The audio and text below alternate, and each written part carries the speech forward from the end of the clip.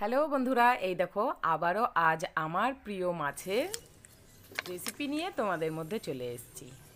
রেসিপিটি ভালো লাগলে অবশ্যই একটা লাইক করে দেবে, কমেন্ট করে দেবে, আর আমার চ্যানেলটিকে সাবস্ক্রাইব করে দেবে। আর যারা ফেসবুক থেকে দেখছো অবশ্যই ফলো করে দেবে। আমি ফার্স্ট টাইম দেখলাম যে এত বড় একটা তেলাপিয়া মাছ হতে পারে, যার একটা নয়, দুটো নয়, 20টা পিস হয়েছে। তাই জন্য তোমাদেরকে আমি এই রেসিপিটা দেখাচ্ছি। দেখো, পুরো রুই মাছের মতন কেটে কেটে আনা হয়েছে পেটির দিক আর গাদার দিক দিয়ে। এবার আমি যতটা মাছ রান্না করব, একদিনে তো এতটা মাছ রান্না করব না, তাই জন্য প্রথমে নুন হলুদ মাখিয়ে নিয়েছি, মাছটা ভালো করে ধুয়ে নিয়ে তারপর গরম তেলের মধ্যে মাছের পিসগুলো ছেড়ে দিয়েছি। এবার একটু লাল লাল করে ভাজার অপেক্ষায়। ঠিক এরকমভাবে ভালো করে লাল লাল করে এপিট ওপিট করে উল্টে দিতে হবে মাছগুলো। এক পিঠ ভাজা হয়ে গেলে আর এক পিঠ। আর কে কোথা থেকে ভিডিওটি দেখেছো অবশ্যই কমেন্ট করে জানিও। আর সকলকে অসংখ্য ধন্যবাদ পুরো ভিডিওটি দেখার অনুরোধ রইল। আমি বেশিক্ষণের ভিডিও করিনি, খুবই অল্প সময়ের ভিডিও করেছি। তোমরা একটু দেখে লাইক কমেন্ট করে দিও যদি ভালো লাগে।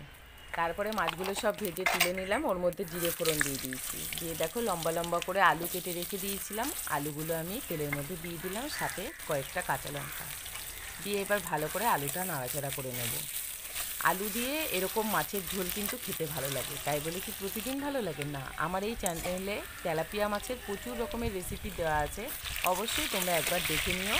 আশা করি যারা তেলাপিয়া মাছ ভালোবাসে তাদের অবশ্যই ভালো লাগবে প্রত্যেকটা রেসিপি, কেননা খেতে খুব সুস্বাদু হয় তেলাপিয়া মাছ। এবার দেখো এর মধ্যে আমি টমেটো দিয়ে দিলাম, আর আদা জিরে শুকনো লঙ্কার বীজ ফেলে বাটা একসাথে সেই বাটাটা মশলা দিয়ে দিলাম। আর এর মধ্যে দিয়ে দিলাম নুন হলুদ আর সামান্য একটু চিনি দিয়ে দেবো। দিয়ে এবার ভালো করে নাড়াচাড়া করতে হবে, মশলাটা যাতে পুড়ে না যায়। আর অল্প অল্প বেশ সুন্দরভাবে ভাজা হবে, সেইভাবে আলুর সাথে নাড়াচাড়া করে নিতে হবে। অল্প আগুনে ভালো করে নাড়াচাড়া করে পরিমাণ মতন জল দিয়ে দেবো মশলাটা একটু ভাজা হয়ে আসলে। এই যে ভাজাটা হয়ে এসছে, তারপর আমি পরিমাণ মতন জল দিয়ে দিয়েছি। এবার ঝোলটা ফুটে ওঠার অপেক্ষা। ঝোলটা যতক্ষণ না ফুটবে ততক্ষণ পর্যন্ত আমি মাছটা দেবো না। ঝোলটা যখন ভালোভাবে ফুটে উঠেছে তখন আমি ভাজা মাছগুলো সব ওর মধ্যে দিয়ে দিলাম। দেখো কত বড় তেলাপিয়া মাছের মাথাটা, পিসগুলো দেখে তো অবশ্যই তোমরা বুঝে গেছো আমি বাজার থেকে কাটিয়ে এনেছি, ওই জন্য গোটা মাছটা তোমাদেরকে দেখাতে পারলাম না। এই যে দেখো ভালোভাবে ফুটে উঠেছে।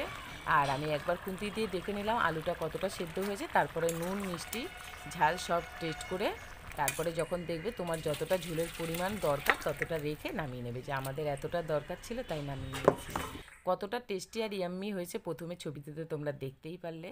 আর সত্যিই অসাধারণ খেতে হয়েছিল, দারুণ লাগছিল, মাছটায় প্রচুর স্বাদও ছিল। আমি ভাবলাম এত বড় মাছ হয়তো স্বাদ হবে না।